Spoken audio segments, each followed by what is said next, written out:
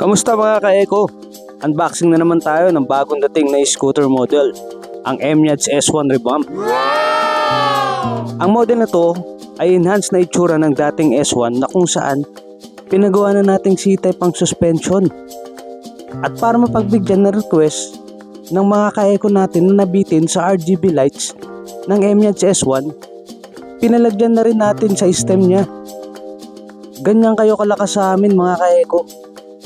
At kung mapapansin nyo, mas mataas na rin ang ground clearance kasi mas malalaki na ang gulong nito, na from 10 inches to 11 inches na mga ka-Eco. Pwedeng pwede na sa rough roads talaga.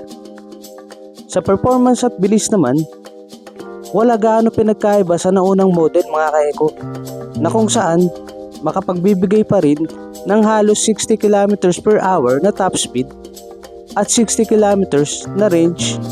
At ayan na nga, na-test na natin mga ka-Eco, swabing-swabe sa ride.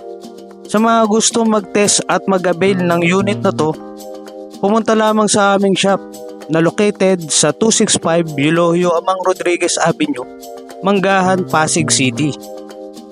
Maraming salamat mga ka-Eco.